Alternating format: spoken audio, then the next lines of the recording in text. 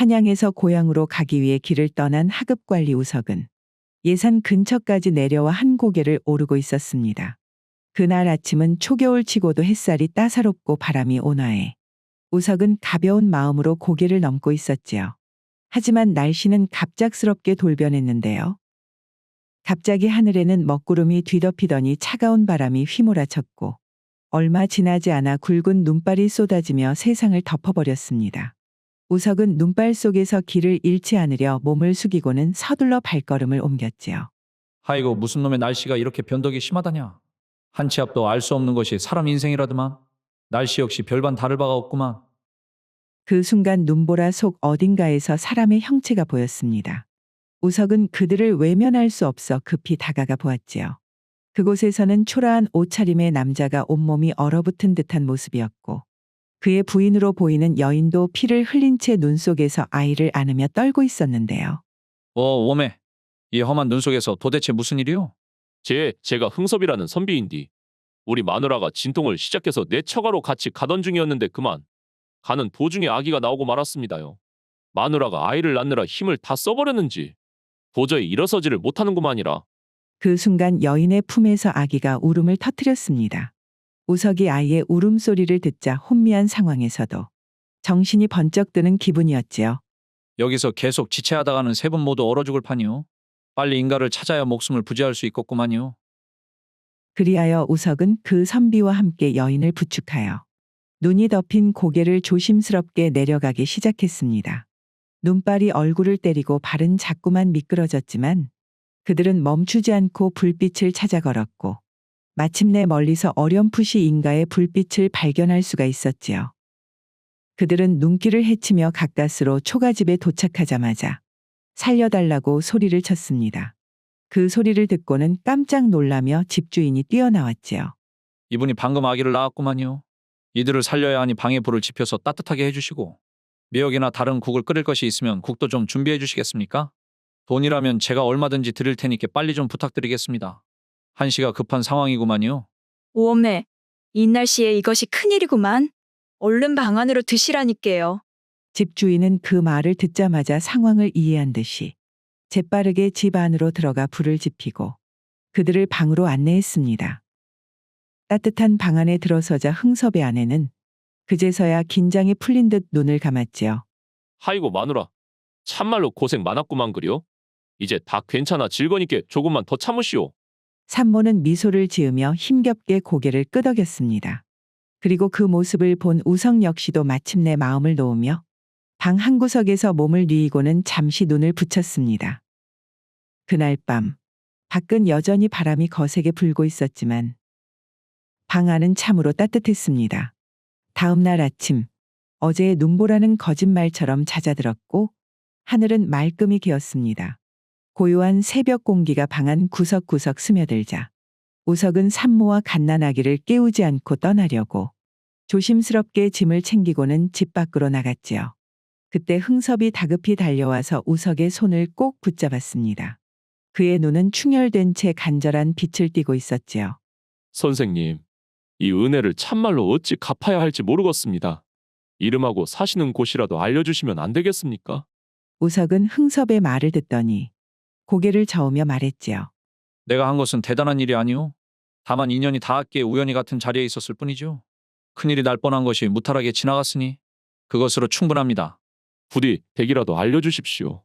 이 은혜를 잊지 않고 반드시 갚겠습니다. 흥섭이 포기하지 않고 간절히 재차 부탁을 하자 우석은 잠시 생각에 잠겼다 답을 했습니다. 한양 궁 근처에 살고 있는 이우석이라고 합니다. 저희가 다시 만날 일이 있을지는 모르겠지만 그저 아기와 부인이 무탈하게 지내기를 바랄 뿐입니다. 그 말만을 남긴 채 우석은 조용히 밖으로 발걸음을 옮겼습니다. 흥섭은 우석이 떠나는 모습을 보며 감사함과 미안한 마음에 머리를 조아리며 우석의 모습이 사라질 때까지 거듭 인사를 했지요. 그로부터 16년의 세월이 흘렀습니다. 흥섭이의 가난한 살림은 딸이 태어난 이후로 입이 하나 더 늘어나면서 형편이 더욱더 곤두박질쳤기에 흥섭이는 선비라는 신분에도 불구하고 마을 이곳저곳을 다니며 품삯 일로 생활을 연명해야 했습니다. 어느 날 흥섭이는 일을 마치고 집으로 돌아오니 부인이 흥섭이에게 편지 하나를 내밀었지요. 여보, 한양에서 편지가 왔구만요. 거 한양에 계시는 당신 외삼촌께서 보낸 것 같은디 말이어요. 외삼촌이라면 홍배삼촌께서 편지를 보냈단 말인가? 편지를 보낸 사람은 바로 흥섭이의 외삼촌 홍배대감이었습니다. 그는 한양에서 높은 관직을 차지하고 있는 명망 높은 양반이었는데 이렇게 흥섭이를 직접 부른 것은 처음이었지요. 살림이 어렵거든 한양에 있는 우리 집으로 찾아오거라. 내 너가 일을 할 수 있는 곳을 알아봐 주마. 여보, 편지에 뭐라고 쓰여 있던가요? 외삼촌께서 뭐라고 하십니까요? 외삼촌께서 한양으로 오라는구만. 그분의 집에서 지낼 곳도 마련해주고 일할 곳도 찾아준다는데. 그런디 이것이 내 그분을 믿고 찾아가도 되려나 모르겠구만. 여보, 그래도 혹시 이것이 우리한테 주어진 기회일지 또 압니까요? 그려 마누라. 뭐 어찌되었든 누구 하나 기댈 곳 없는 이곳보다야. 그래도 한양이 낫지 않겠는가? 결국 흥섭이는 나주에 있는 조그만 초가집과 살림을 전부 정리하고 아내와 딸 춘심이와 함께 한양으로 떠났습니다. 오랜 시간 동안 가난에 시달렸던 흥섭이에게 이 한양행은 말 그대로 인생의 새로운 시작이었지요. 길고도 지친 여정을 거쳐 도착한 한양. 도시의 번화한 거리와 사람들이 북적이는 풍경은 흥섭이와 그의 아내에게 낯설고도 두렵게 다가왔습니다. 아이고 여보, 평생 한양 땅이라고는 밟아본 적도 없는 우리가 이런 곳에서 잘 살 수 있을라나 모르겠구만요. 아, 이 사람아, 걱정하지 마시구려. 그래도 내가 가진 것 없고 몰락하기는 했어도 명색이 선비인데 외삼촌께서 원체 높은 관직에 계시고 아는 사람도 많으니 적어도 나한테 어디 서리자리 하나는 알아봐 주시지 않겠는가. 그래도 잘나신 외삼촌을 둔 덕에 우리도 이제는 고생길이 끝났구만. 흥섭이와 그의 부인은 이런저런 기대를 품으며 고래등처럼 큰 홍배대감의 기와집에 도착을 하였습니다. 홍배대감의 집에 도착한 흥섭이 가족은 조그만 행랑채로 안내를 받았습니다. 방 한 칸짜리 행랑채는 협소하고 낡았지만 그래도 그나마 머물 곳이 생겼다는 안도감에 흥섭이는 부인에게 억지로 미소를 지어 보였지요. 한참 방에서 짐을 풀던 중 홍배대감이 흥섭이 부부를 사랑채로 불렀습니다. 그리고 그들에게 차 한 잔을 권한 뒤 흥섭이 부부를 번갈아 보며 담담하게 말을 하기 시작했지요. 자네들이 여기까지 오느라 참말로 고생이 많았구만 그래. 그동안 흥섭이 자네가 그 나주에서 힘들게 지내고 있었다는 것도 내가 잘 알고 있었지. 그래서 내 자네뿐만 아니라 자네 부인을 위해서 자리를 좀 마련했는디 말일세. 흥섭이 부부는 고개를 숙인 채 숨죽이며 다음 말을 기다렸습니다. 홍배대감의 말 한마디 한마디에 기대와 긴장이 뒤섞여 말을 듣는 것만으로도 이마에 땀이 맺힐 정도였지요. 그러다 대감은 쓴 웃음을 지으며 담담하게 말을 이어갔습니다. 지난달에 말일세. 몇 년 동안 일을 했던 머슴 봉섭이랑 여종 매향이가 서로 눈이 맞아서 야반도주를 해버렸구만. 우리 집이 워낙에 큰데다가 일은 이렇게 많다 보니 사람이 없어서 도무지는 안 되겠더라고. 그러던 와중에 자네 가족이 여기로 와줘서 참말로 다행이구만 그래. 흥섭이는 순간 자신의 귀를 의심을 했지요. 예? 그러니께 제가 그 머슴이를 대신하라는 말씀이십니까요? 홍배대감은 태연히 고개를 끄덕이며 말을 이어갔습니다. 자네한테 내가 힘쓰는 일 같은 것을 시키겠는가?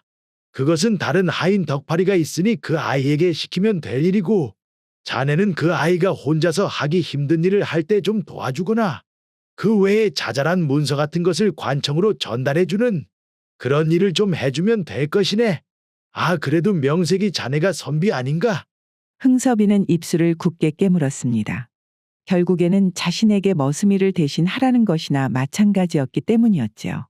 홍배대감은 그런 흥섭이의 마음을 아는지 모르는지 태연하게 계속해서 말을 이어갔습니다. 자네 부인도 할 일이 있구만. 자네 가족이 이 집에서 지내려면 자네 부인도 행랑 어멈 노릇을 하며 부엌일도 보고 집안 청소도 좀 도와서 한 사람분의 몫을 해야 하지 않겠는가? 내 원래 자네 딸 춘심이까지 여종일을 시키려 했지만 같이 부모된 입장에서 특별히 그 아이는 무료로 머물도록 허락해 주겠네. 흥섭이는 가슴이 무너져 내리는 것을 느꼈습니다. 머슴이를 대신하라니. 선비 체면에 도대체 이것이 무슨 꼴이란 말인가? 그는 분노와 절망이 치밀어 올랐으나 이미 나주에 있던 집도 모두 처분해버린 마당에 이제는 갈 곳이 없다는 것을 너무나 잘 알았지요. 흥섭이는 이를 악물고 무거운 목소리로 말을 했습니다. 알겠습니다요. 삼촌, 제가 최선을 다해서 일을 하겠습니다. 그래야지. 한양에서 제 식구 건사하면서 살아남으려면 이런 일쯤은 참아야지. 아, 그래도 이것이 나주에서 생판 모르는 다른 사람들을 위해 품삯 일을 하는 것보다야 가족을 위해서 일을 하는 것이 훨씬 더 보람차지 않겠는가? 그 말을 끝내고 홍배대감은 하인을 불러 두 사람을 다시 행랑채로 돌려보냈습니다. 행랑채로 돌아와 작은 방에 짐을 마저 풀며 흥섭의 부인이 흥섭이에게 조심스레 달래듯이 말을 건넸지요. 서방님 괜찮겠어요? 여기 온다고 그래도 기대를 많이 하신 걸로 아는데 그래도 너무 상심하지 마시구려. 우리가 여기에서 열심히 일을 하다 보면 그래도 대감님이 당신 외삼촌인데 언젠가 좋은 날이 오지 않겠습니까? 하이고 가족이고 뭐시고 이 고래등 같은 기와집이 괜히 세워진 게 아니구만. 이렇게 사람을 잘 이용해 먹을 줄 알아야 부자가 되는 것이겠지. 그날 밤 행랑채에서 흥섭이는 부인에게 아무 말도 하지 않은 채 그저 침묵 속에서 눈을 감고 잠이 들었습니다. 다음 날부터 흥섭이의 고단한 순환 시대가 시작되었습니다. 홍배대감의 심부름은 하루에도 몇 번씩이나 내려졌고 처음 이야기했던 것과는 달리 마당 쓸기, 장작 패기, 심부름까지 여기저기 자빌들은 끊이지를 않았지요. 자네가 우리 집에서 먹고 자는 것만으로도 고마운 줄을 알아야지. 아, 이 한양 땅에서 자네 같은 처지 어딜 가서 이런 좋은 집에 살면서 이만큼 대접을 받겠는가잉? 그 말을 들은 흥섭이는 목이 타들어가는 마음을 겨우 눌렀지요. 그리고 홍배대감은 가족이라는 명목하에 흥섭이에게 품삯도 제대로 주지 않았는데요. 그렇기에 흥섭이의 생활은 오히려 나주에 있을 때보다도 궁핍해져 틈나는 대로 품삯 일을 찾아 헤매어야 할 정도였습니다. 하지만 흥섭이 가장 힘들었던 것은 바로 다른 데 있었으니 워낙에 부자인데다가 높은 관직에 올라있는 홍배대감이라 그의 집에는 손님이 끊이지를 않았지요. 그리고 그런 손님들이 올 때마다 홍배대감은 아, 이 친구 말인가? 이자는 우리 집에서 일하는 머슴이니 신경 쓰지 말고 편하게 놀다 가시게. 흥섭이는 그 말이 칼날처럼 가슴을 후벼 파는 것처럼 느껴져 마음속에서 분노와 수치심이 치밀었습니다. 그러면서도 자신을 머슴으로 소개하는 홍배대감의 말에 아무런 반박도 할 수 없이 그저 이를 악물고 참을 수밖에 없었지요. 내가 이것이 진짜로 한때 선비였던 사람이 맞기는 하는가잉. 차라리 굶어 죽더라도 내 나주에서 죽는 것이 나았을지도 모르는구만. 그러면 체면이라도 지키면서 살 수 있었을 것인디. 괜히 한양으로 와서 이 꼴을 당하는구만. 마음속에서는 후회가 민물처럼 밀려들었지만 이미 돌이킬 수도 없는 일이었습니다. 흥섭이는 더 이상 갈 곳도 되돌아갈 곳도 없는 처지가 되어버린 것이었지요. 그렇게 흥섭이 홍배대감의 집에서 머슴 취급을 받으며 서러운 나날들을 보내고 있는 차에 홍배대감의 생일이 찾아왔습니다. 흥섭이는 오랜만에 배에 기름질을 할 수 있을 것이라는 기대에 이날만큼은 자진해서 잔치 준비를 하고는 일찌감치 사랑방 한 구석에서 눈에 띄지 않게 자리를 차지하고 앉아 있었지요. 시간이 지나자 마을에 지체 높은 양반들이 하나둘 찾아와 홍배대감에게 값진 선물을 전해주었고 사랑방은 어느새 북적이기 시작했는데요. 그리고 한참 분위기가 무르익어 갈 때쯤 갑자기 사랑방 문이 열리더니 웬 산신령 같은 도인이 유유히 들어서지 않겠어요? 홍배대감은 그 도인을 보자마자 자리에서 벌떡 일어나 크게 반겼습니다. 아니, 이게 누구십니까? 우리 박 처사님께서 직접 이렇게 찾아와 주시다니? 이거 진짜로 영광입니다요. 여러분께서도 익히 아실 겁니다. 이 어르신은 박 처사님이신데 주역에 능통하고 관상을 보는 눈이 상당한 분이시지요. 이분이 예언한 일들은 번번이 맞아떨어지기로 소문이 자자한 분이시구만이요. 사랑방에 모인 손님들은 박처사의 등장에 반가워하며 웅성거리기 시작했습니다. 아니 그 박처사님께서 직접 찾아오시다니. 홍배대감님께서 참말로 발이 넓으시구만. 오늘 잘하면 박처사님께서 우리들 관상을 봐주시는 것 아니오. 아이고 이것이 참말로 귀한 기회인디. 박처사는 모여있는 손님들에게 손을 가볍게 흔들며 겸손하게 웃어 보였지요. 내 평소에는 관상을 함부로 보지 않는데 오늘이 홍배대감의 생일 아닙니까? 내 나름의 선물로다가 여기 계신 분들의 관상을 한번 봐드리리다. 그리하여 사랑방에 모인 손님들은 한 사람 한 사람 박처사의 앞에 마주 앉고는 박처사가 자신의 얼굴을 살피기를 기다렸습니다. 박처사의 눈길이 손님들의 얼굴 위에 머물 때마다 사람들은 긴장된 표정으로 자신의 운명을 기다렸지요. 이분은 평생 벼슬에 머무르겠지만 탐욕을 경계해야 하오. 아, 자네는 말년에 큰 재물을 얻겠으나 관제수가 따라다니니 항상 조심을 하시오. 양반들은 고개를 끄덕이며 박처사의 말에 귀를 기울였습니다. 그렇게 한참의 시간 동안 박처사가 방 안에 있는 모든 사람들의 관상을 본 후 그의 시선이 사랑방 구석에 쭈그려 앉아있던 흥섭이에게 닿았는데요. 그 순간 홍배대감은 급히 손사래를 치며 나섰지요. 아이고 처사님, 이자는 굳이 관상을 보실 필요가 없구만이요. 이자가 내 조카이기는 한데 갈 곳이 없어 내가 거두어서 데리고 있는 자입니다요. 보시다시피 자빌이나 하는 머슴 같은 자인데 어디 처사님께서 귀한 눈으로 관상을 볼 이유가 없지 않겠습니까? 홍배대감의 말에 방 안의 양반들은 조용히 피식거리며 흥섭이를 비웃었습니다. 그 소리에 흥섭이는 몸이 더욱더 움츠러드는 듯했고 속으로는 자존심이 무너지는 소리가 들리는 것 같았지요. 하지만 박처사는 홍배대감의 말을 흘려듣고는 한참 동안 흥섭이의 얼굴을 뚫어져라 쳐다보더니 갑자기 두 손을 모아 정중하게 고개를 숙였습니다. 대인, 신뢰가 되지 않는다면 묻겠소이다. 원래부터 한양에 살던 분이 아니시지요? 예상치 못한 질문에 흥섭이는 당황하며 대답을 했지요.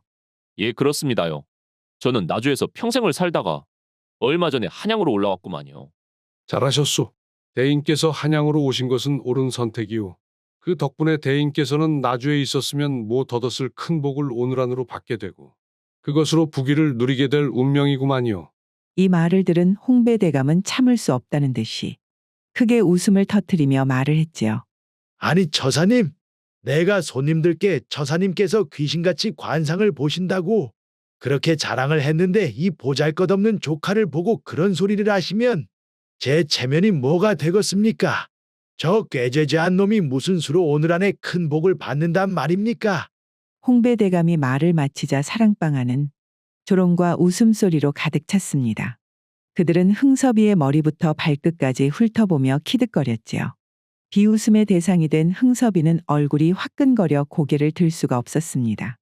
이게 대체 무슨 소리란 말인가? 내가 큰 복을 받고 부귀를 누리게 된다니. 저 처사님이 나를 놀리려고 일부러 이런 말을 한단 말인가? 흥섭이는 사랑방 가득 울려 퍼지는 비웃음 소리를 뒤로 한 채 슬그머니 자리에서 일어났습니다. 그는 조용히 발걸음을 옮겨서 대문을 열고 나서니 찬바람이 그의 볼을 스쳐갔지요. 가슴 속에는 수치와 분노가 얽히고 설켜 목구멍까지 차올랐지만 말 한마디 하지 못한 채 홍배대감의 집을 등질 수밖에 없었지요. 흥섭이의 발길은 자연스레 마을 외곽 주막으로 향했습니다. 주모는 그를 보자마자 면박을 주기 시작했는데요. 아니 흥섭 씨, 외상값은 도대체 언제나 갚으시려고 그러십니까? 이래 미루다가는 올해를 넘기겠구만 참말로. 흥섭이는 아무 말도 하지 못한 채 그저 눈시울이 붉어지기 시작했고 주모는 그의 그렁그렁한 눈망울을 보고는 깜짝 놀라서 손사래를 쳤지요. 웜에 또 무슨 일이 있었는디? 나이가 지긋한 양반이 이렇게 눈물을 매달고 오셨소. 에이 어쩔 수가 없구만. 오늘은 그냥 내 공짜로다가 막걸리 한 잔 내어드릴 테니 그거나 마시고 속 좀 풀어보시구랴. 곧이어 주모는 막걸리 한 사발을 가지고 와 흥섭이 앞에 내어주었고 흥섭이는 사발을 보며 깊은 한숨을 내쉬었습니다. 하물며 남남인 주모도 내 마음을 알아줘. 나를 달래기 위해 이렇게 공짜로 술을 내어주는데 가족이라는 홍배대감은 어떻게 저리 쉽게도 나를 사람들 앞에서 창피를 줄 수 있단 말이냐잉. 흥섭이는 갑자기 머릿속에 박처사의 예언이 떠오르자 이맛살을 찌푸렸지요. 거기다가 그 박처사는 도대체 뭐하는 양반이길래 어디에서 나타나서는 헛소리나 해댄단 말이오. 내 팔자에 무슨 놈의 부귀를 누린다고 참말로. 하이고 그 양반 때문에 잔치상도 못 얻어먹고 아침부터 지금까지 쫄쫄 굶고 이것이 무슨 꼴이란가. 흥섭이는 빈속에 막걸리를 들이키며 배고픔을 술로 채웠습니다. 줄인 배에 술이 들어가니 얼굴은 붉게 달아오르고 속이 허해지는 느낌이 들었는데요. 그럼에도 그는 멈추지 않고 술잔을 비웠는데 배고픔보다는 마음의 허기가 더 컸기 때문이었습니다. 흥섭 씨, 인생이라는 게 참 술로 풀리면 좋겠는데 이게 어디 쉬운 일입니까요? 허, 주모 말대로 쉬운 일이 아니기는 하구만요. 속상한 일이 있더라도 우리 같은 사람이야. 오늘도 이렇게 하루를 넘기고 내일도 그저 버텨야 할 뿐이지. 주모, 참말로 오늘은 고맙구만요. 흥섭이는 술기운에 거나하게 취한 채 비틀거리며 집으로 돌아왔습니다. 그가 행랑채 문을 열고 들어서자 그를 기다리던 그의 부인은 두 눈을 반짝이며 달려나왔지요. 여보, 우리 춘심이가 말이요. 왕비가 된답니다, 왕비가요.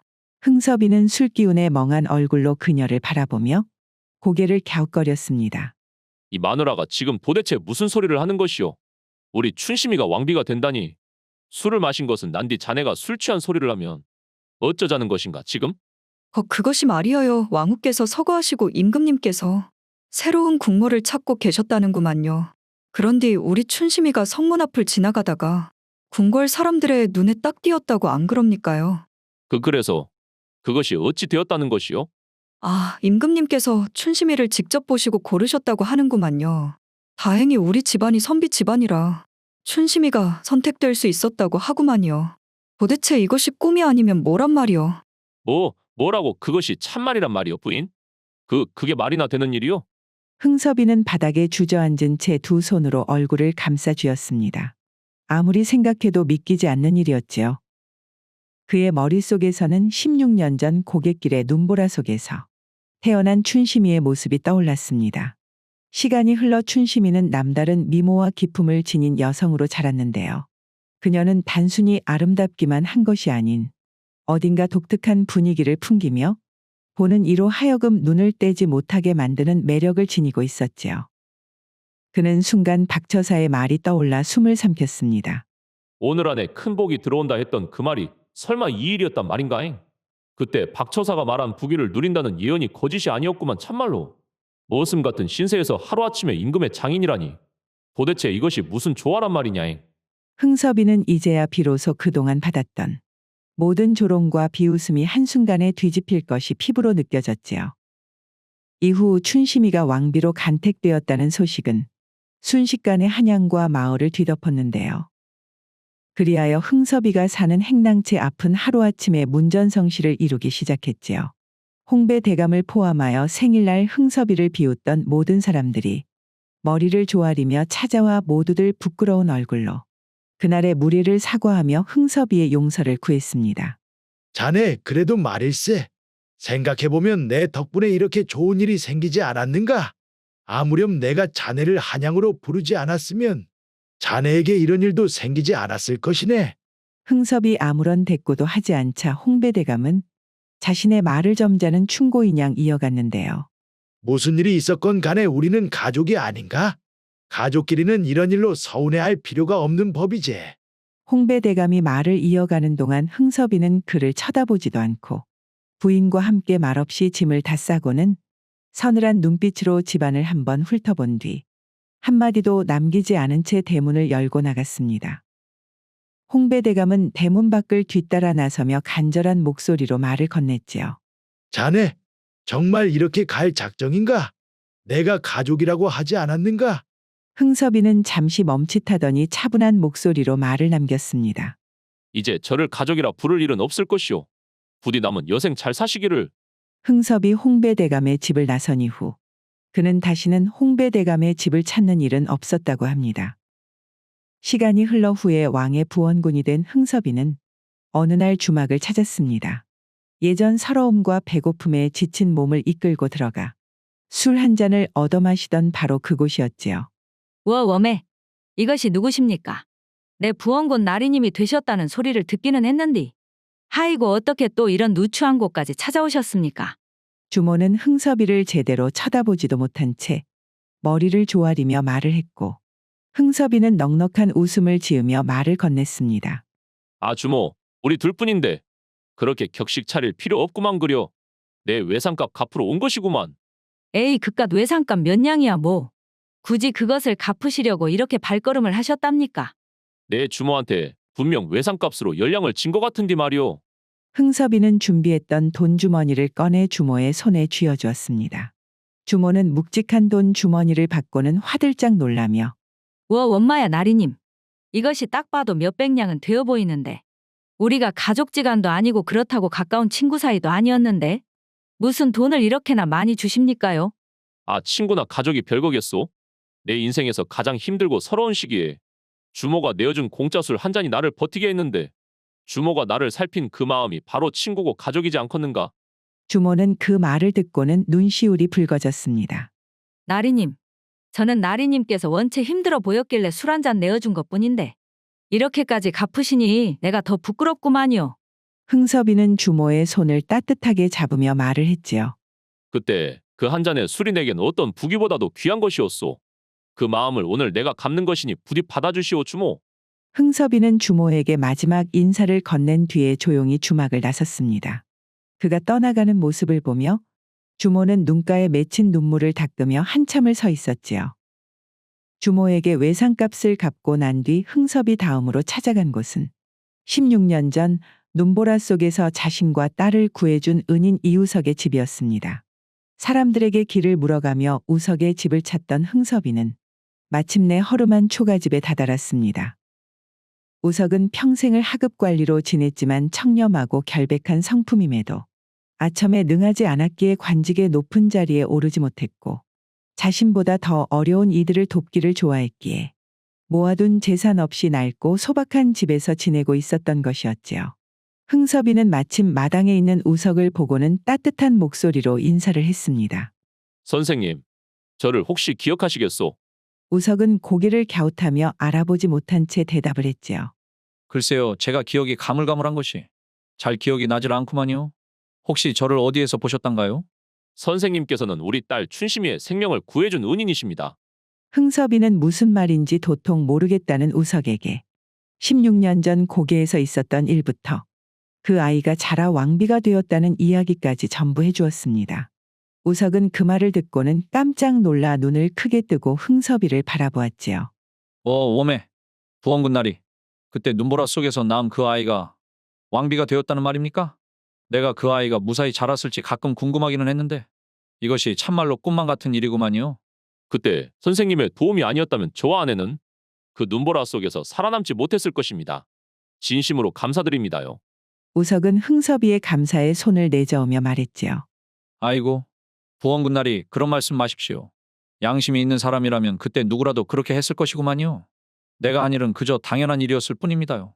내가 오래 살다 보니 세상이 그렇게 만만치가 않더구만요. 남을 도우려는 이들은 극히 드물고 말이어요. 그렇기에 선생님 같은 분이 귀한 분 아니겠습니까? 남을 위해 손을 내미는 것이 말처럼 쉬운 일은 아니지요. 저는 임금께 이 모든 일화를 말씀드렸습니다요. 선생님께서 저희 딸과 가족을 구해주지 않으셨더라면 지금의 왕비도 저희 자리도 없었을 것이라고 말이어요. 시간이 흘러 흥섭의 이야기를 전해 들은 임금은 우석의 청렴하고 바른 인품을 높이 사고는 나라의 왕비를 구한 공로를 인정하여 우석에게 높은 관직을 하사하였고 후에 우석은 좌의정의 자리까지 오르게 되었습니다. 그리고 흥섭이와 우석의 인연은 더욱더 깊어져 이후에도 둘은 계속 서로 왕래를 하며 생을 다하는 날까지 우정을 유지하였다고 합니다.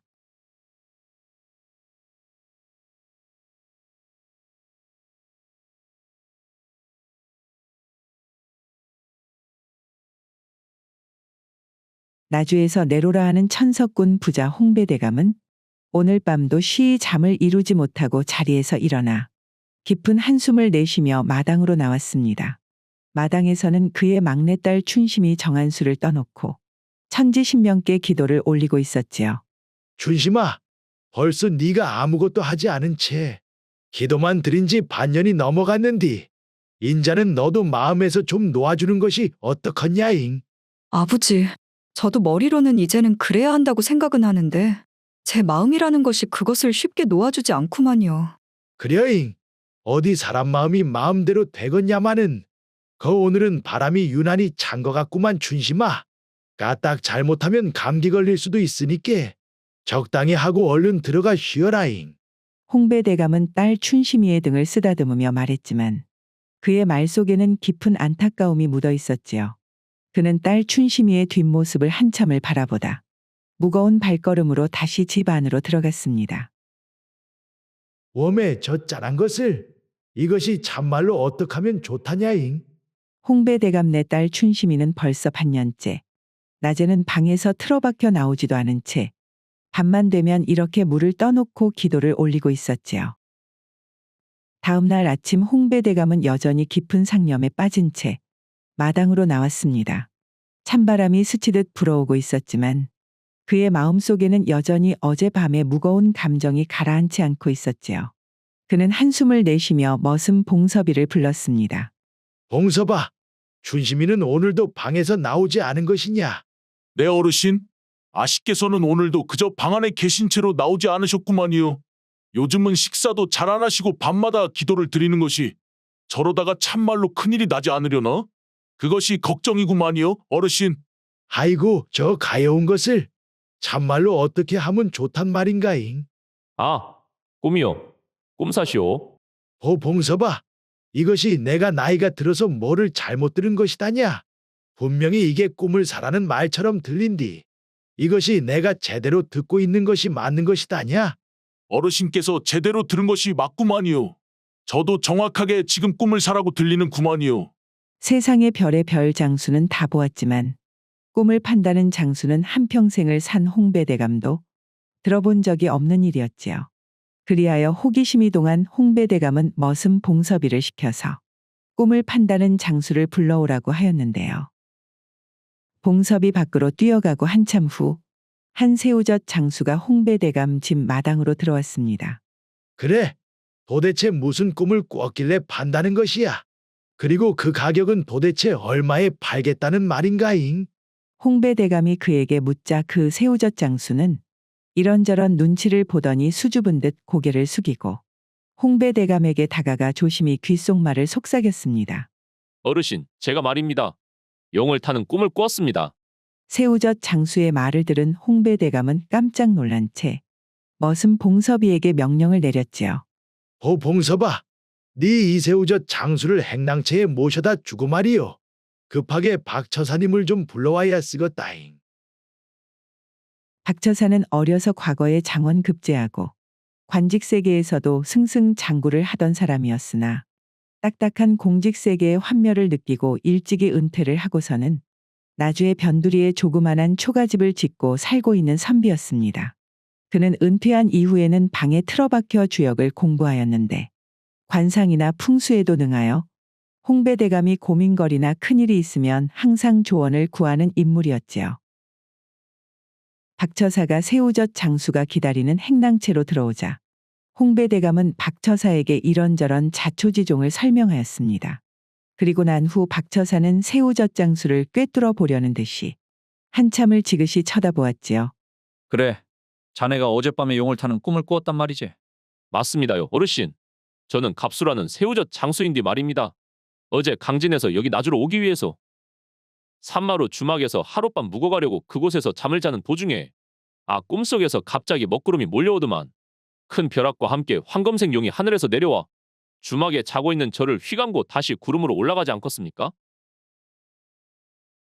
제가 꿈이나 그런 것은 잘 모르지만서도 이것이 보통 예사로운 꿈은 아니구나 싶어서 아침 일찍부터 나주로 와 새우젓 대신에 꿈을 사라고 외치고 있었던 것이었구만요. 그렇게 좋은 꿈을 꾸었으면 그것을 자네가 가지고 있지. 못하러 다른 사람에게 팔려고 그런가잉? 새우젓 장수인 제가 그 꿈을 가지고 있어봐야 막말로 새우젓이나 좀 더 팔고 말일 아닙니까요? 그럴 바에야 차라리 이 꿈을 꾼 저를 갖다가 필요로 할 만한 부잣집에 파는 것이 낫지 않겠습니까? 허허, 자네가 천상 장사치는 장사치구만. 내 자네 말 잘 알아들었네 그려. 홍배대감과 박처사는 새우젓 장수 갑수를 행랑채에 두고는 잠시 밖으로 나왔습니다. 마당에는 홍배대감의 불안해하는 기분을 이해한다는 듯이 서늘한 아침의 기운이 가득했지요. 두 사람은 잠시 침묵 속에 걸음을 옮기며 생각에 잠겼습니다. 박처사님께서 보시기에 저 갑술한 자가 어떻게 보이십니까요? 홍배대감이 근심에 가득 찬 듯한 걱정되는 얼굴로 묻자 박처사는 확신에 찬 듯한 얼굴로 대답을 했습니다. 대감님, 내 저 갑수라는 자와 잠시 이야기를 나눠보고 그자의 관상을 한번 찬찬히 봐보니 절대 저자가 거짓말을 할 것 같은 사람은 아니구만요. 저자가 비록 새우젓을 파는 장사꾼에 불과하지만 인성도 고다 보이고 배포도 있어 보이는 것이 저 사내가 꿈꾼 대로 저자가 용을 탈 수 있을지 어떨지는 그 꿈을 사는 사람에 따라 달린 일인 것 같구만요. 마침 대감님 집에는 시집을 가지 않은 여식이 있으니 어떻습니까? 내보니 저자가 대감님 집 앞에서 꿈을 판 것이 절대 우연 같아 보이지는 않는디 말이에요. 처사님 말대로 저 청년이 거짓말할 것 같지는 않구만이요.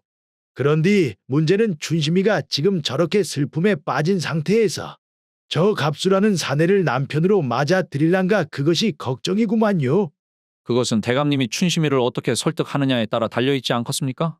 만약에 대감님께서 저 사내를 받아들인다면 나 또한 내가 한 말에 책임을 지고 저 청년이 꿈처럼 대감님 집에 용이 들어올 수 있도록 최선을 다하겠습니다요. 처사님, 춘심이가 저 사내를 받아들일 수 있겠습니까요? 춘심이가 아직도 약혼자 일을 잊지 못하고 반년 동안 방에서 눈물만 흘리고는 밤에는 기도만 드리는데 말이여요. 대감님 지금은 그런 고민을 할 때가 아니구만요. 용꿈의 효력은 단 하루뿐이 안 되니께 오늘을 넘기면 모든 것이 허사구만요. 홍배대감은 박처사의 말에 더 이상 망설이고만 있을 수는 없다고 깨달았습니다. 이번 기회가 딸 춘심이의 운명을 바꿀 마지막 기회일지도 모른다는 생각에 마음의 결심을 굳혔지요. 알겠습니다, 처사님. 그러면 이것이 죽이 되든 밥이 되든 내 어떻게든 한번 춘심이를 설득해 봐야 쓰겠구만이요. 이로써 마음에 확신이 선 홍배대감은 반년 만에 딸 춘심이의 방으로 향했습니다. 그녀의 방으로 가는 동안 홍배대감의 머릿속에서는 잊고 싶은 기억이 떠올랐지요. 때는 1년 전 딸 춘심이 그동안 아버지 홍배대감 몰래 만나고 있던 선비 덕파리를 정식으로 인사드리기 위해 집에 데리고 온 일이 있었습니다. 그 자리에는 물론 박처사도 함께하였지요. 대감 어르신, 제가 과거 시험에 반드시 합격해서 춘심이 낭자에 어울리는 사내가 되어 나타나겠습니다. 그러니 저를 사위로 받아주시면 안 되겠습니까? 허허허, 덕파리 자네 배포가 큰 것이 참말로 마음에 드는구만 그래. 그려 남자가 그 정도는 되어야지. 그러면 내 자네 말대로 자네가 과거에 합격을 하게 되면 우리 딸 춘심이와의 혼례를 허락하겠네. 내 한번 제대로 밀어줄 테니 말이요. 한번 힘내보시게나. 아이고, 그것이 참말입니까요? 감사합니다, 대감 어르신. 제가 절대로 실망시키지 않겠습니다요. 홍배대감은 자신감 넘쳐 보이는 덕팔이 마음에 쏙 들어 그들의 혼례를 허락하였습니다. 하지만 그것을 지켜보고 있던 박처사는 조금 다른 생각을 가지고 있었지요. 대감님, 저 덕파리가 악한 사람은 아니나 저 선비의 관상을 보니 춘심이와 맺어지면 분명히 불행이 따를 것 같구만요. 저 덕파리의 얼굴에 다른 사람은 보지 못하는 그런 그림자가 짙게 드리워져 있단 말입니다. 그것이 참말입니까요, 처사님? 아이고 그래도 춘심이가 저렇게 덕파리와의 혼례를 고집하니 내가 어떻게 반대를 하겠습니까? 설령 춘심이와 대감님의 사이가 멀어질지라도 그래도 한 번 말이나 꺼내보는 것은 어떻겠습니까, 대감님?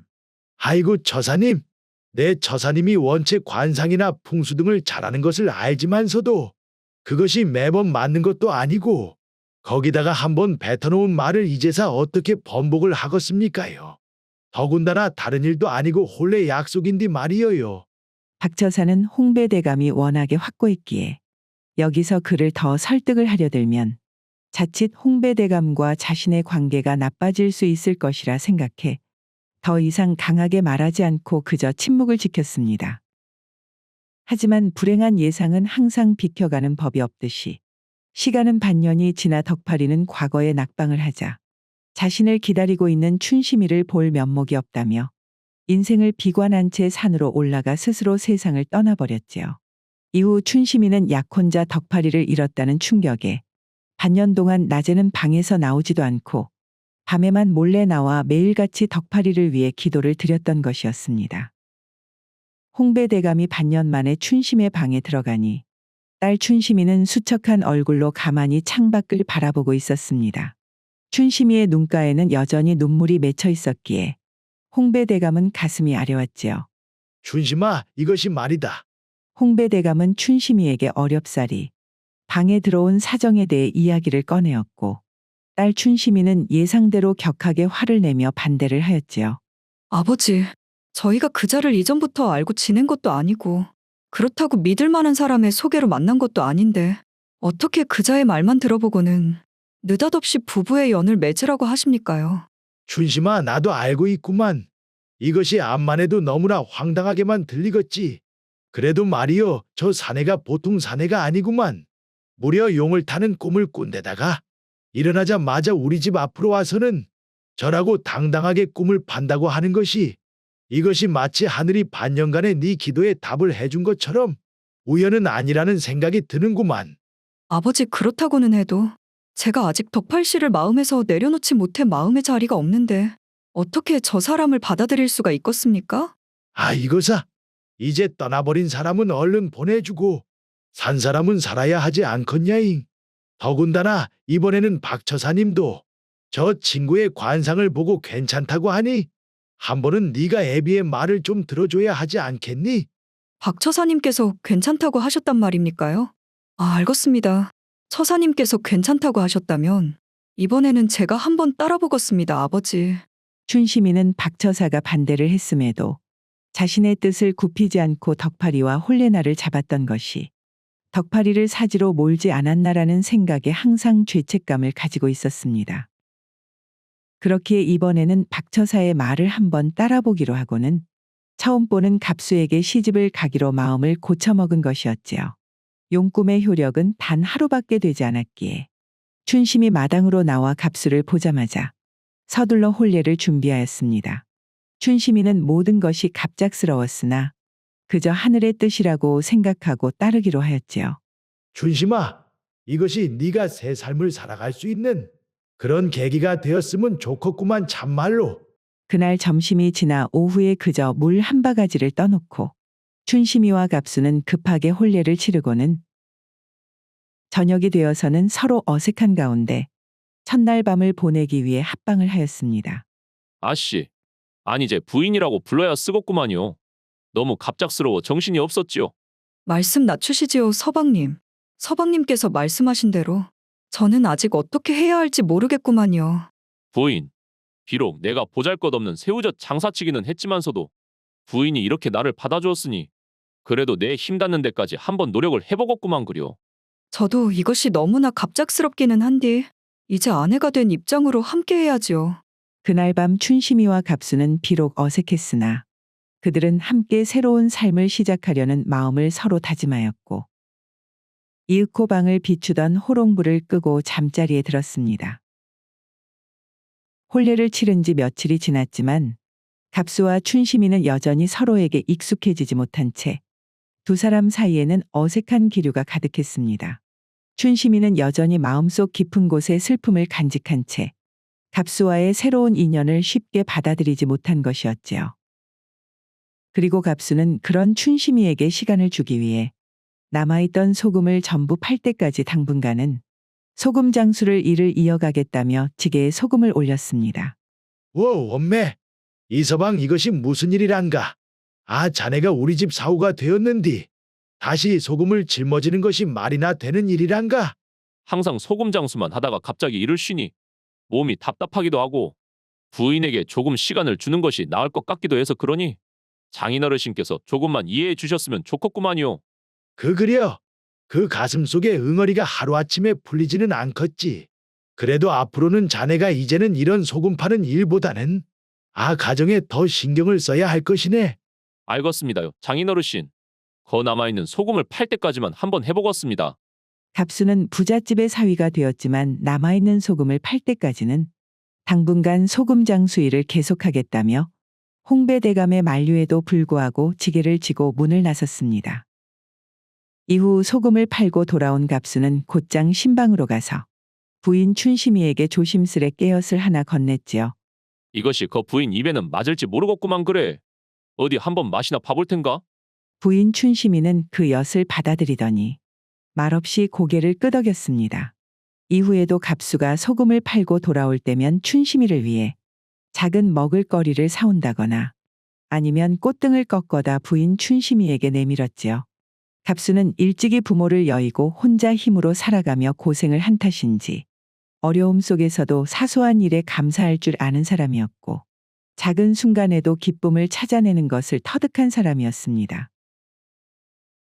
홍배대감은 밤이 되자 딸 춘심이를 원치 않은 혼인으로 내몰았다는 죄책감에 심란한 기분을 달래고자 마당으로 나왔습니다. 아이고, 내 박 처사님 말대로 춘심이를 저 소금 장수한테 시집을 보내기는 했는디 이것이 참말로 내 잘한 일이었는지 모르겠구만 그래. 홍배대감은 더 이상 딸 춘심이를 고통 속에 두지 않겠다는 마음으로 억지로 갑수에게 시집을 보냈지만 그 선택이 옳았는지는 계속 의심이 들었지요. 그런데 그 순간 춘심이의 심방에서 희미한 소리가 들려오기 시작했는데요. 홍배대감은 잠시 걸음을 멈춰 세우며 심방의 귀를 기울이니 그 소리는 바로 다름 아닌 춘심이와 갑수의 웃음소리였지요. 처음에는 홍배대감은 자신의 귀를 의심했습니다.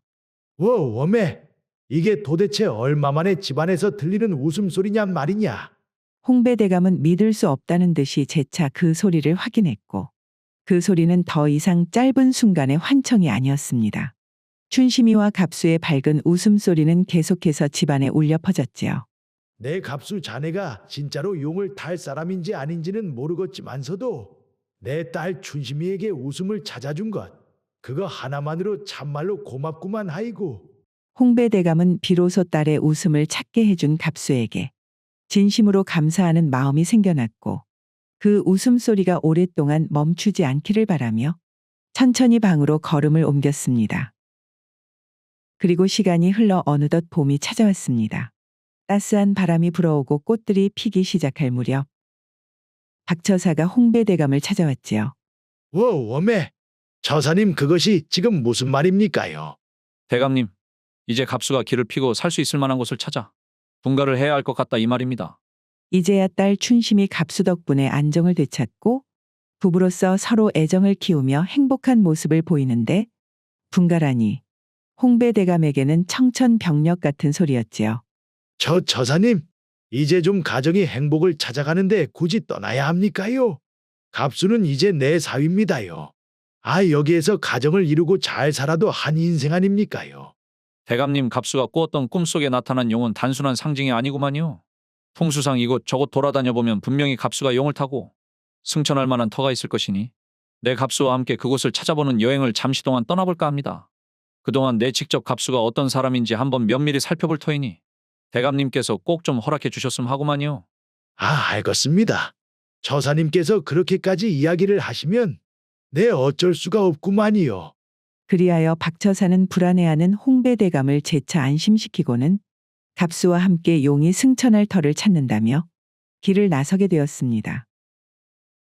박처사와 갑수가 집터를 찾기 위해 길을 떠난 지 벌써 며칠이 지났습니다.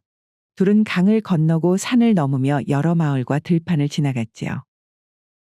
어느 날 두 사람은 긴 여정의 피로를 달래기 위해 잠시 주막에 들러 따스한 국밥 한 그릇을 마주하고 있던 중 박처사는 무심코 지나치기 어려운 한 장면을 목격했습니다.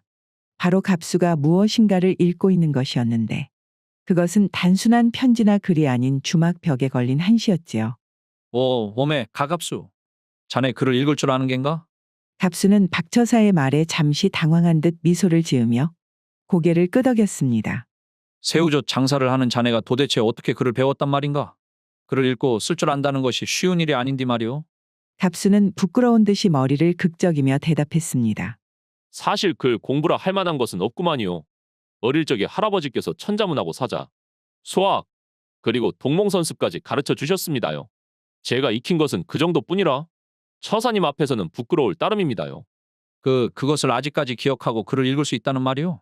이것은 쉬운 일이 아니구만. 그 어렸을 때 배운 것을 십수년이 지난 지금까지 기억을 하고 있다는 것은 자네가 그만큼 탁월하다는 증거구만. 드디어 찾았구만 그래. 이 친구가 무엇을 통해 용을 타게 될지 드디어 찾았단 말일세. 박처사와 갑수가 길을 나선 지 한 달쯤 시간이 흐르고 그들은 다시 홍배대감을 찾아왔습니다. 홍배대감은 한 달 만에 돌아온 그들을 따뜻하게 맞이했지만 박처사의 말에 바로 얼굴 표정이 굳어졌지요. 대감님, 드디어 저희가 진천에서 용이 승천할 만한 터를 발견했구만요. 그곳에 작은 집을 지어 갑수와 춘심이를 분가를 시키고 나 역시 그곳으로 가 내가 직접 갑수를 가르쳐서 과거 시험을 보게 할 생각인데 어떻게 생각하십니까? 과거 시험이라는 단어를 듣는 순간 홍배대감은 덕파리의 비극적인 일을 떠올리며 머릿속이 복잡해지기 시작했습니다. 아니 처사님, 덕팔이도 그놈의 과거 시험 때문에 목숨을 잃었고 춘심이도 그로 인해 큰 상처를 받았는디 그 과거 시험을 우리 갑수에게도 꼭 시켜야 하는 겁니까요? 처음에는 그저 분가를 할 곳을 찾는다길래 그러려니 했지만 그놈의 과거 시험이라니요. 홍배대감이 언성을 높이며 흥분을 하자 박처사는 그것을 예상이라도 한 듯이 차분하게 말을 이어갔습니다. 대감님, 용꿈을 산 것은 다름 아닌 대감님 아닙니까요? 그러니 모든 결정은 대감님께 달려있지요. 허나 저 또한 대감님을 설득할 때 갑수가 용을 탈 수 있게 최선을 다한다고 약속을 했으니 저 역시 제 말에 책임을 져야 하지 않겠습니까? 아이고 처사님 그것이 이제서 좀 살만해졌는디 그 악몽 같은 일이 또 반복이 될까봐 그것이 두려워 그렇구만이요.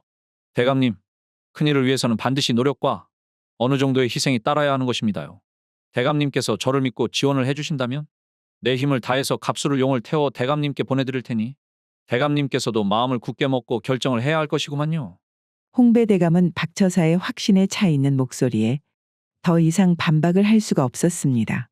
이미 딸 춘심이의 행복을 다시 찾아준 갑수를 그간 지켜보며 박처사가 말한 것이 단순한 헛소리가 아님을 알고 있었기 때문이었지요. 그래요. 내 이왕 한번 믿기로 한 것 처사님을 끝까지 믿어보겠습니다.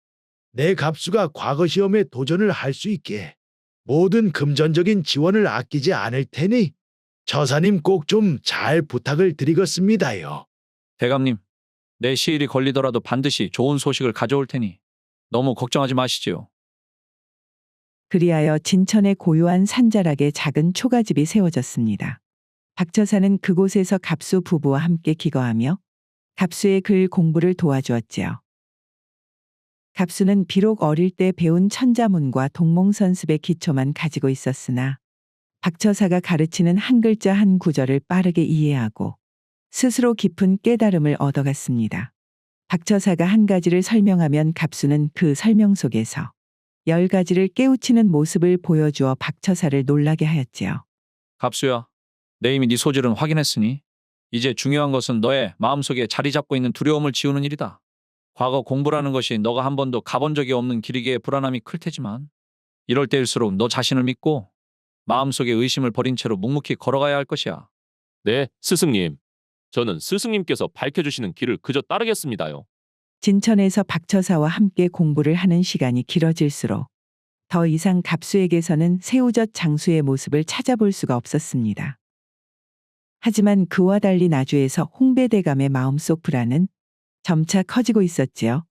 아이고 자꾸만 마음속에 덕팔이의 일이 생각나는 것이 이것이 참말로 내가 잘한 일인지 모르겠구만 그래. 홍배대감의 마음속에는 딸의 행복을 지켜주고 싶은 마음과 갑수의 재능을 믿어야 한다는 박처사의 말을 받아들이려는 마음이 강하게 충돌하고 있었습니다. 시간은 5년이 지나고 어느 이른 아침 홍배대감 내 머슴 봉섭이가 급히 홍배대감을 찾았습니다.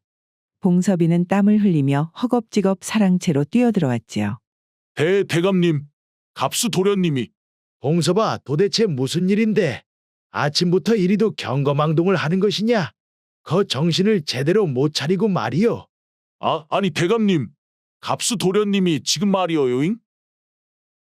그 순간 홍배대감의 눈에는 창밖집 담 너머로 삐죽하게 나타난 어사화가 눈에 들어왔습니다. 그 어사화는 집 대문을 향해 점점 가까이 다가오고 있었지요. 홍배대감은 자신의 두 눈을 믿을 수 없다는 듯이 어사화를 응시했는데 그 모습이 마치 구름 속에서 용이 모습을 조용히 드러내며 자신에게 다가오는 것처럼 보였지요. 이것이 참말로 이것이 나에게 오는구만. 그래 박처사님이 말한 대로 참말로 용이구만 용. 내가 여태껏 의심만 했었는데 이렇게 우리 집에 용이 내려오는구나. 갑수는 어사화를 쓰고 한 마리의 용처럼 당당하게 홍배대감 집으로 들어왔습니다. 그 모습은 마을 사람들의 눈을 사로잡았고 갑수의 당당한 발걸음은 마치 운명이 이끄는 듯이 힘차 보였지요. 갑수야, 네가 참말로 해내었구나. 우리 사위가 드디어 어사화를 쓰고 돌아오다니. 참말로 내가 뭐라고 말을 해야 할지 모르겠다잉. 장인어른, 모든 것이 다 장인어른하고 박처사님이 저를 믿고 끝까지 지원해 주신 덕분입니다. 제가 절대로 이 은혜를 잊지 않겠습니다요. 홍배대감은 갑수의 과거급제를 축하하는 의미로 마을 사람들 모두를 초대해 사흘 동안 잔치를 벌였습니다. 마을 사람들은 모두 갑수의 성공을 축하하였고 홍배대감의 집은 기쁨과 축제의 분위기로 가득 찼지요. 이후 갑수는 관직에서도 승승장구하며 성공을 거두었고 춘심이와 함께 자손을 낳아 행복한 가정을 이루었습니다. 홍배대감은 그들의 곁에서 여생을 평안하게 보냈으니 모든 것이 마치 꿈처럼 아름답게 완성이 되었지요.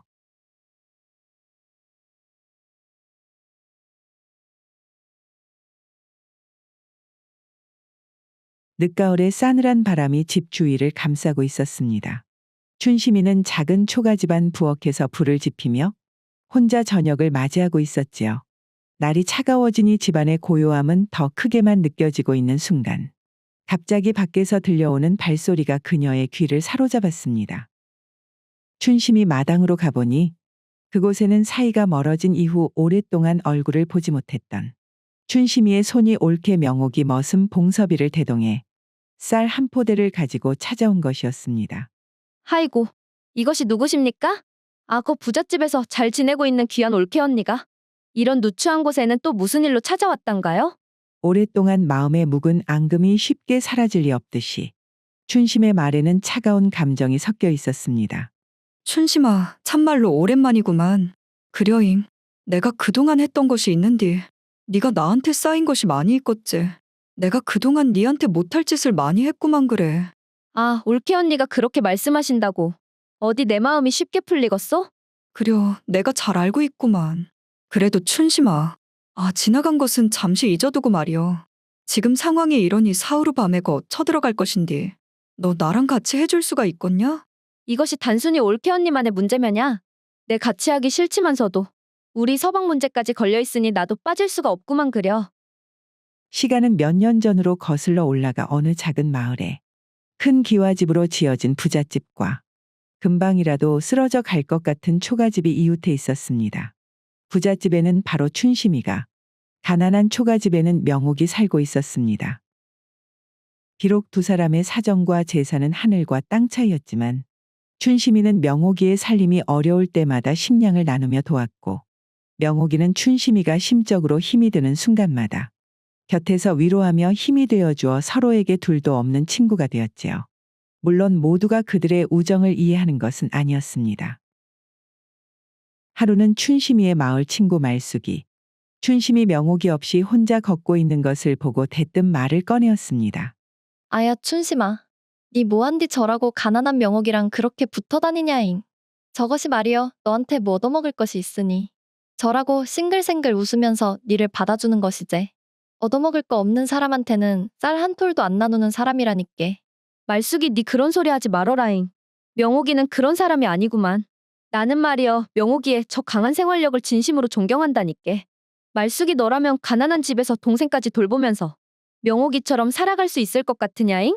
아이고, 내가 그냥 하는 소리가 아니라 저것이 평소에 하는 것이. 춘심이는 말숙의 말을 끊으며 으름장을 놓았습니다. 나는 그저 운이 좋아서 부잣집에서 태어난 것뿐이구만. 명옥이처럼 강하게 살아갈 능력도 없고 말이여. 말숙이 너 말이다. 내 앞에서 또 명옥이를 흉보거나 이간질하려 들면 다시는 내 너를 보지 않을 것이구만. 춘심이에게는 다른 이들의 시선이나 편견 따위는 중요하지 않았고 그녀는 무슨 일이 있어도 명옥이 힘든 일이 있을 때마다 곁에서 도울 수 있는 친구로 남겠다고 다짐했습니다. 그렇게 춘심이와 명옥이는 돈독한 우정을 유지한 채로 서로 시집을 갈 나이가 되었을 무렵 어느 날 춘심이의 집에 큰 소동이 일어났습니다. 춘심이의 오빠 덕파리의 혼례가 깨져버린 것인데요. 상대 측 아버지가 서편으로 내 몇 번을 고심을 했지만서도 아무리 돈이 많다고 해도 가문에 들지 못한 집안과는 사돈을 맺을 수가 없구만이요. 우리 집 딸 매양이는 돈보다는 가문이 바른 집안에 보내기로 했으니 양해 부탁드리겠습니다. 라는 청천벽력 같은 말만을 남긴 채 혼담을 깨버렸습니다. 그리하여 마음의 상처를 받은 춘심이의 어머니는 조용히 춘심이를 안방으로 불렀습니다. 춘심아, 그 덕팔이 혼담이 이렇게 깨지기는 했어도 내 따로 생각해놓은 방안이 하나 있는디 말이오. 네 명옥이는 덕팔이 오빠 색시감으로 어떻게 생각하고 있냐잉? 웜에 어머니 명옥이를 말이어요? 그려? 명옥이가 비록 가난한 집에서 자라기는 했어도 생활력 하나만큼은 누구에게도 뒤지지 않을 정도로 높으니 종부감으로 손색이 없지 않겠냐잉? 나야 늘 그 아이를 친딸처럼 여겨왔으니 우리 집에 들어오면 딱 좋겠구만 진짜로. 그려요. 어머니 말씀대로 명옥이가 맏며느리가 되면 그 애가 원체 생활력이 강해 놓으니 우리 집이 망해서 굶어 죽을 일은 없을 것이구만요. 춘심의 어머니는 딸의 대답에 흐뭇하게 웃었습니다.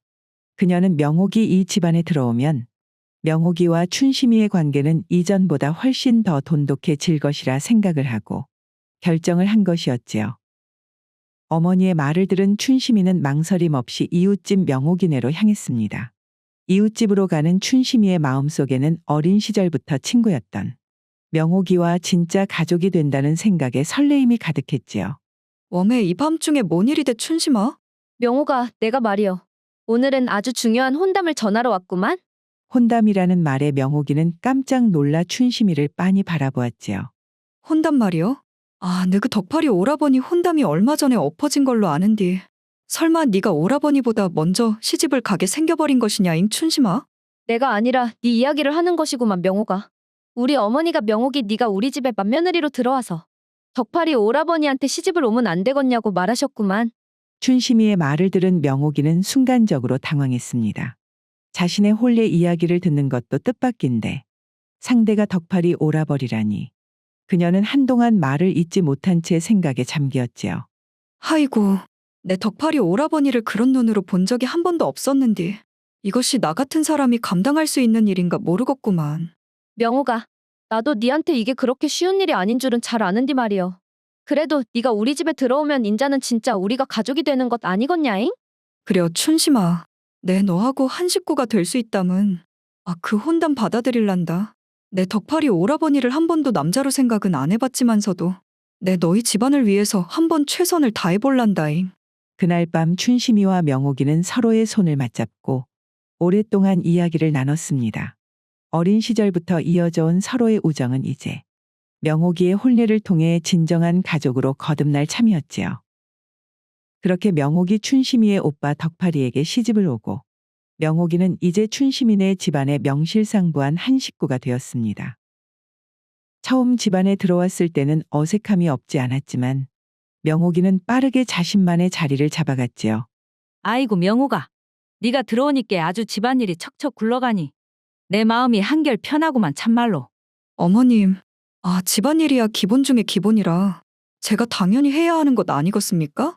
네 일하는 것을 봐보니까 진짜 인자 우리 집안에 아주 걱정거리가 없겠구만.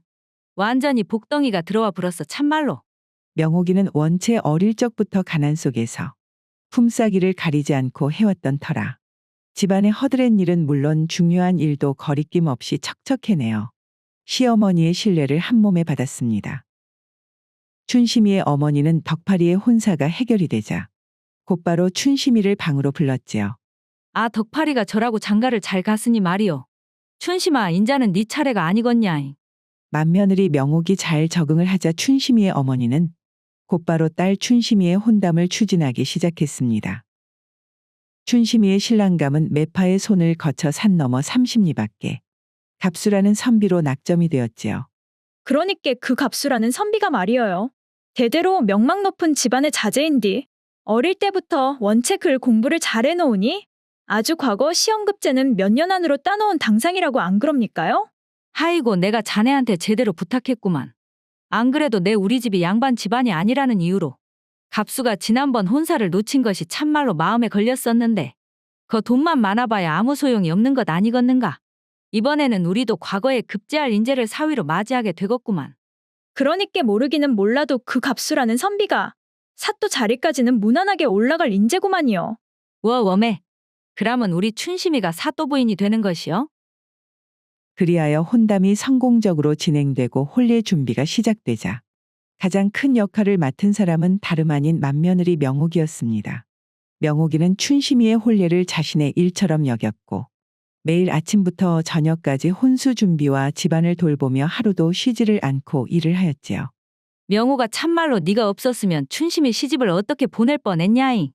네가 인자는 이 집안을 다 이끌어가고 있구만. 어머님, 다른 사람도 아니고 이것이 춘심이 일 아닙니까요? 춘심이가 시집을 가는데 제가 어디 준비를 설렁설렁 할 수 있겠습니까? 명옥이의 정성에 감탄한 춘심의 어머니는 오랫동안 손수 지니고 있던 곡간 열쇠를 명옥이의 허리에 직접 채워줬습니다. 명호가 인자 이 집안의 기둥은 바로 너다잉. 춘심이가 시집을 가게 되면 말이오. 그 춘심이 서방이 될 갑수가 과거에 급제할 때까지 너가 그 집까지 부족함 없이 잘 돌봐줄 수 있어야 한다. 그것이 우리 집안이 다 잘 되는 길이구만. 네 내가 없어도 그 역할을 잘 해줄 수 있겠냐잉. 어머님께서 저한테 이렇게 큰 믿음을 보여주시니 몸둘 바를 모르겠구만요. 저는 그저 최선을 다하겠습니다, 어머님. 어머니는 며느리 명옥이에게 흐뭇한 미소를 보이며 어깨를 다독였습니다. 그렇게 명옥이는 명실상부한 집안의 종부로 자리를 잡았지요. 춘심의 어머니는 춘심이의 혼례를 앞두고도 모든 일을 명옥이에게 맡겨둔 채 마음 편히 마실을 다닐 정도로 여유를 부릴 수가 있었지요. 춘심이가 시집가기 하루 전날 밤, 명옥이는 조용히 춘심이의 방을 찾았습니다. 명옥이는 신우이 춘심이의 방 안에 들어와 조용히 춘심이의 곁에 앉고는 아쉬움이 가득한 목소리로 말을 꺼내었지요. 춘심아, 내 네 덕에 이렇게 부잣집 며느리가 되어 잘 살고 있구만. 인자는 말이여, 내가 니를 도울 차례 아니겠냐잉? 춘심이 너가 시집을 가더라도 느그 서방이 과거에 급제할 때까지 내 열심히 도와줄 테니 너무 걱정하지 말어라잉. 춘심이는 명옥의 말을 듣고는 눈시울이 붉어졌습니다. 하이고 명호가. 나는 다른 것보다도 니랑 떨어져서 사는 것이 제일 겁이 나는구만. 내 그동안은 항상 네가 곁에 있어줘서 버틸 수가 있었는디. 인자 내가 혼자서 잘 알 수 있을란가 모르겠구만. 거 장차 사또 부인 될 사람이 눈물이 웬 말이여? 그런 약한 소리 하는 것 아니구만. 너네 시댁이 고작 30리 떨어져 있는 마을인데 그까짓 거리가 뭐 멀다고 혼자일 거라는 생각을 하고 있냐잉. 그려 네 말이 맞다. 그깟 30리 길이 무슨 대수겠냐. 우리 마음만 변치 않으면 그걸로 되었지. 그날 밤 올케와 신우이는 긴 밤 동안 서로의 손을 놓지 않고 이야기를 나누었습니다. 시집가서 겪게 될 일들에 대한 걱정, 그간 함께했던 소중한 추억, 그리고 앞으로도 서로의 곁을 지켜주겠다는 다짐들이 깊은 밤까지 이어졌지요. 다음 날 춘심이 혼례를 마치고 처음으로 산 너머 30리 떨어진 이웃고을에 가게 되었습니다. 시댁으로 가는 동안에도 그녀는 신랑 갑수가 과거에 급제를 해서 훗날 사또 부인이 되는 날을 꿈꾸며 부푼 기대에 가득 차 있었지요. 그러나 막상 시댁에 도착을 해보니 그녀의 눈앞에 펼쳐진 것은 다름 아닌 허름한 초가집이었는데요. 하이고, 매파한테 쏘가버렸구만 그래. 이것이 어디 그 대대로 관직의 한 자리를 차지한 명문가의 모습이다냐잉. 춘심의 시아버지는 그녀가 도착하자마자 그녀를 안방으로 불렀습니다. 그는 의기양양하게 춘심이를 마주 앉히고는 과거의 영광을 늘어놓기 시작하였지요. 우리 집안이 옛날에는 말이요. 높은 관직을 두루두루 거친 아주 뼈대 있는 가문이었구만. 우리 증조 할아버지께서는 전장에서도 공을 세운 아주 훌륭한 분이셨다니께. 시아버지의 가문에 대한 자랑은 끊임없이 이어졌지만 그들이 말뿐인 영광의 잔해 속에서 쪽박살림을 하고 있다는 사실은 부정할 수가 없었습니다. 하지만 그보다도 진짜 문제는 바로 남편 갑수였지요. 매파는 갑수를 학문의 열정적인 선비라고 소개를 했지만 현실은 너무나도 달랐습니다. 알고 보니 남편 갑수는 글 공부에 흥미를 잃은 지 오래였고 이미 과거 시험에서 5번이나 낙방한 상태였지요. 서방님 글 공부는 안 하시고 벌써 들어오십니까요? 아, 공부는 내일부터 하면 되는 것이지. 오늘은 우리 마누라랑 시간을 보내야 하지 않겠는가? 춘심이는 남편 갑수의 태도에 얼굴이 굳어졌습니다. 그녀는 시집 오기 전부터 꿈꾸던 사또 부인의 꿈이 점점 멀어지는 것이 느껴져 단호하게 결심을 하고는 선언을 하였지요. 공부를 하지 않으면 서방님을 신방에 드릴 수가 없구만이요. 오늘부터는 제가 서방님께서 열심히 글 공부하는 모습을 보기 전까지 절대 서방님을 방에 들이지 않겠습니다요. 아니, 그것을 어찌하겠다는 것이요? 부부가 되었으면 밤을 함께 보내야 하는 것을. 하지만 춘심이는 눈도 깜짝하지 않고 갑수를 내쫓더니 신방의 문을 닫고 문고리를 걸어 잠궈 버렸지요. 그렇게 갑수는 신방 문턱을 넘지 못한 채 쓸쓸히 마루에서 밤을 보내야 했습니다. 세월은 흐르고 어느덧 5년의 시간이 흘렀습니다. 그 사이 춘심이의 주변은 많은 변화가 있었지요. 일단 춘심이 시집을 온 지 3년 만에 춘심이의 어머니는 그토록 염원하던 사위의 과거 급제를 보지 못한 채 세상을 떠나버렸습니다. 그리고 이듬해는 평소부터 병약해 보이시던 시아버지마저 세상을 떠나버렸지요. 하이고 허구한 날 쌀독이 바닥을 보이니 이것이 참말로 살 수가 없구만 살 수가. 집안의 곳간은 이미 텅텅 비어갔고 생계는 점점 어려워졌기에 더는 어찌할 방도가 없었던 춘심이는 한 달에 한 번 자존심을 굽히고 30리 길을 걸어 친정집으로 향했습니다. 아 춘심아, 동이 트기 전이 가장 어둡다고 안 그러냐잉. 네가 이렇게 힘든 것을 보니께 너희 서방이 진짜 크게 성공할 날이 다가오는 것 같구만. 그러니께 지금은 힘들더라도 네가 꼭 참고 너희 서방님을 잘 보필해야 하는구만. 춘심이는 그 말에 조용히 고개를 끄덕였지요. 명호가 네가 있어줘서 참말로 다행이여. 네 아니었으면 나는 진작에 무너졌을 것이다. 친정에 올 때마다 명옥이의 따뜻한 말과 환대는 춘심이에게 단 하나의 위로였지요. 춘심이의 마음 한구석에는 여전히 무거운 마음으로 가득했지만 명옥이의 따뜻한 말이 다시 춘심이에게 희망을 주었습니다. 하지만 춘심이의 그 작은 희망마저 완전히 무너진 것은 갑수가 7번째 과거 시험에서 낙방을 하고 돌아온 날이었는데요. 집에 왔다는 말도 없이 문을 열고 들어온 남편 갑수의 얼굴에는 깊은 실망과 좌절이 가득했지요. 그는 말없이 방에 있던 책들을 몽땅 끌어모으더니 방을 나섰습니다. 서방님 그 책들은 어디로 가지고 가시는 거예요? 이것이 다 무슨 일이란가요? 갑수는 책을 가지고 부엌으로 가 책을 몽땅 아궁이 불에 던져버렸습니다. 그리고는 불에 활활 타오르는 책을 바라보며 깊은 한숨을 내쉬었지요. 나는 원래 공부의 뜻이 없었는디 아버지가 하도 강요를 해서 억지로 하다 보니 여기까지 온 것이구만. 그런디 말이오 가만히 생각을 해보니 인자는 아버지도 돌아가신 마당에 이 지긋지긋한 공부를 더하는 것이 다 무슨 소용인가 싶구만 참말로. 그는 불에 타는 책에서 고개를 돌려 방으로 돌아가며 쓸쓸하게 말을 이어갔지요. 나는 더 이상 공부는 안 할 거구만. 그렇다고 선비가 되어 손에 흙을 묻힐 수도 없는 노릇이고 그저 자연이 흐르는 것처럼 조용히 흘러가듯 살고 싶구만 그래. 남편 갑수는 그날 이후 방 안에 틀어박혀 늦게까지 잠만 자고 하루 종일 빈둥거리는 삶을 살기 시작했습니다. 춘심이는 남편 갑수가 다시 일어서 주기를 바랐지만 갑수의 기세는 완전히 꺾여버렸지요. 그리하여 더 이상 시댁에서 버티림이 없던 춘심이는 마지막 희망을 품고 자신의 유일한 위로였던 명옥이를 찾아 친정으로 향했습니다. 오랜만에 친정을 찾아온 춘심이는 여지껏 본 적 없을 정도로 표정이 어두웠지요. 어이구 춘심아, 네 도대체 얼굴이 어째 이렇게 상해버렸냐 참말로. 웜에 네 무슨 일이 있었길래. 춘심이는 명옥이 앞에서 터져나오는 눈물을 삼키며 어렵게 말을 꺼냈습니다. 이제 우리 서방 갑수 씨가 과거 시험도 다 포기를 해버렸구만. 명호가 참말로 나는 인자 더 이상 어찌해야 할지 모르겠다. 내가 말이여 도저히는 우리 서방하고는 못 살 것 같은데 명호가 차라리 내가 여기로 와서 지내는 것은 어떨까 싶구만. 춘심이의 목소리에는 절망과 간절함이 묻어 있었습니다. 하지만 그 순간 언제나 자신을 따스하게 바라봐 주었던 명옥이의 얼굴은 춘심이 여태 본 적이 없을 정도로 차가운 표정으로 변해 있었지요. 하이고 참말로 어이가 없어서. 아니 느그 서방을 잘 내줘해서 어떻게든 사또를 만들어야지. 그것 좀 힘들다고 네 지금 친정으로 도망을 올 생각을 하냐잉? 내 그간 어머님 말을 따라서 느그 서방 과거 시험 잘 보라고 나름대로 지원을 아끼지 않았는디. 이제 뭐 시험도 포기했다는데 내가 못하러 너를 위해 곳간을 열어놔야 하는지 모르겠구만. 명옥이는 춘심이에게 싸늘한 냉소를 보이고는 잠시 곳간에 다녀오더니 춘심이 앞에 겉보리 한 자루를 내어놓았습니다.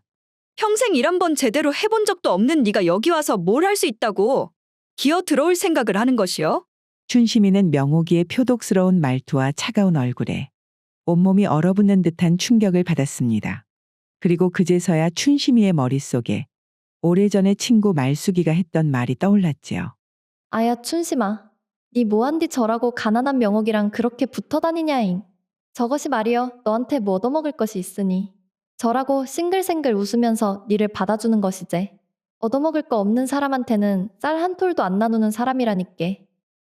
내가 너무나도 순진했구만. 말숙이 말대로 명옥이는 그저 나한테 얻을 게 있으니 잘해준 것이었는디.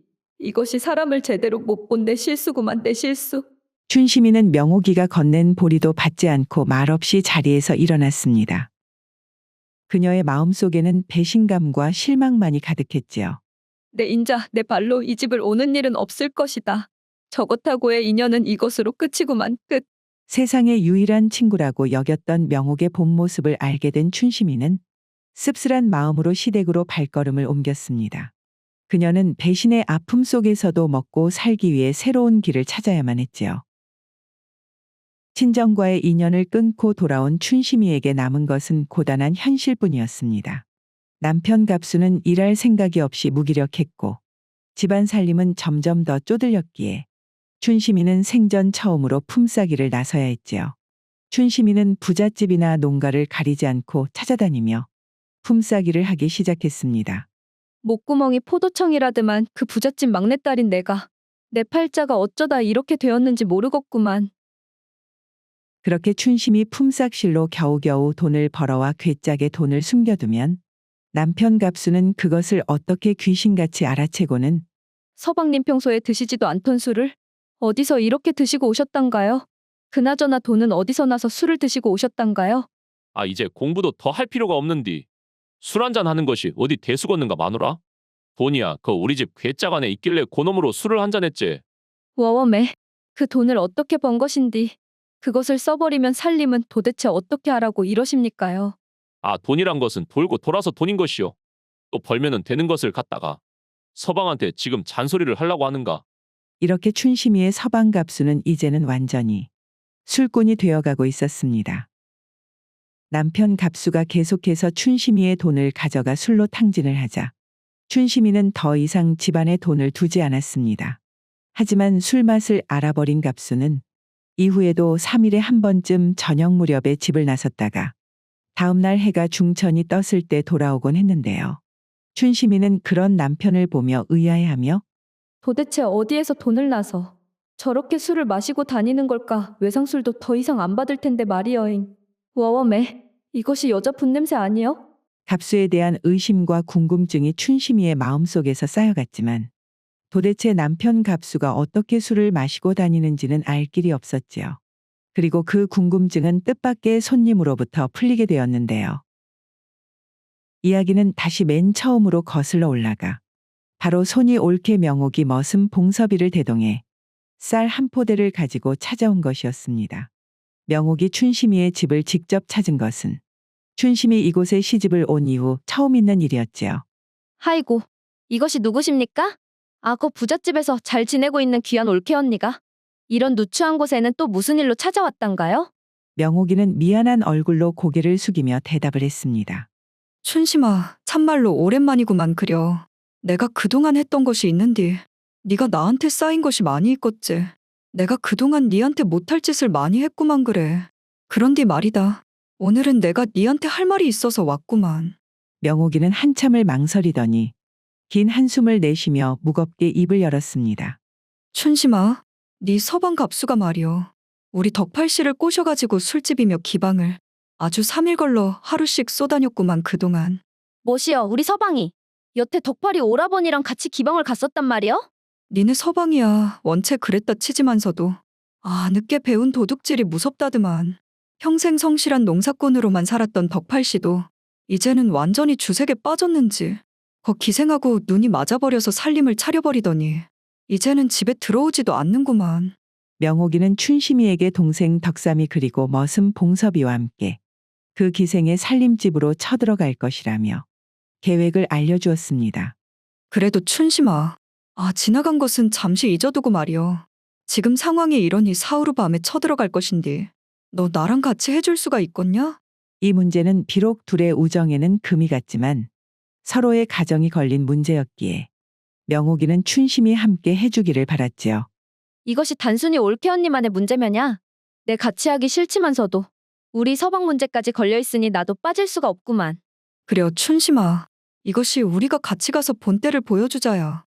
너랑 내가 이렇게 당하고만 살 수야 있겠냐잉. 그리하여 명옥이는 사후로 동생 덕삼이 머슴 봉섭이와 함께 약속된 시각에 기생의 살림집 앞에 먼저 모여 춘심이를 기다렸습니다. 이제 조금만 더 기다리면 춘심이가 올 것이구만. 춘심이만 오면 바로 같이 들어가자.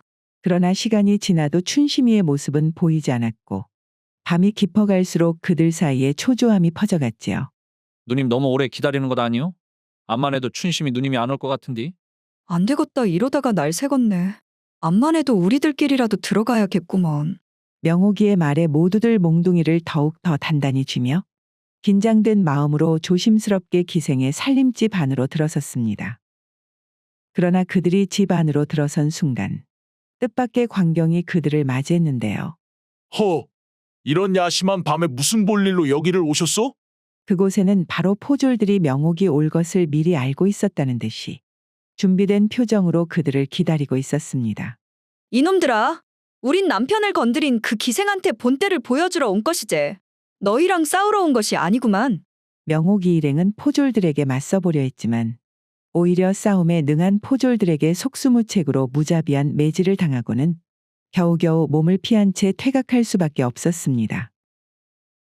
그 시각 춘심이는 기생의 살림집 안방에서 기방 주인과 함께 명옥이가 포졸들에게 쫓겨나는 것을 보고는 여유롭게 차를 마시고 있었지요. 내가 오늘 명옥이가 꼭 쳐들어올 거라고 말하지 않았습니까? 그 계집이 동생하고 머슴까지 데리고 와서 주제도 모르고 본때를 보여주겠다고 하더라고요. 그나저나 포졸까지 부를 수 있다니 참으로 대단하십니다. 이 바닥에서 높으신 분들하고 연줄이 없으면 기방문 사흘도 못 열어둔다니깐. 아무튼 자네 덕분에 그것들 꼼짝 없이 걸려들었구만. 그나저나 자네가 나한테 이것을 알려준 정보로 돈이나 좀 바랄 줄 알았더니 기생으로 들어오고 싶다는 것이야? 춘심이는 고개를 끄덕이며 차가운 목소리로 대답을 했습니다. 아, 서방이고 친정이고 이제 다 지긋지긋하구만요. 이제는 다 떨쳐내고 나 혼자만 생각하고 살고 싶습니다. 거 돈이나 많이 벌면서 말이에요. 원래 우리가 서방이 버젓이 살아있는 여자는 받지는 않는디 말이여. 기방주인은 춘심이의 얼굴을 한참을 들여다보더니 이내 고개를 끄덕였지요. 하지만 자네는 아직도 얼굴이 반반하니까 이번에만 특별히 받아주겠네. 기방주인은 함께하자는 의미로 춘심이의 앞에 놓여있는 술잔에 술을 가득 따랐습니다. 그리고 그날 밤 춘심이는 평생 처음으로 술에 입을 댔는데요. 기방주인이 따라준 작은 술잔을 조용히 집어들어 한 모금씩 음미하듯 마셨지요. 알싸한 술맛이 목을 타고 넘어가자 춘심이는 잠시 눈을 감고 이제 새로운 인생이 시작됨을 느꼈습니다.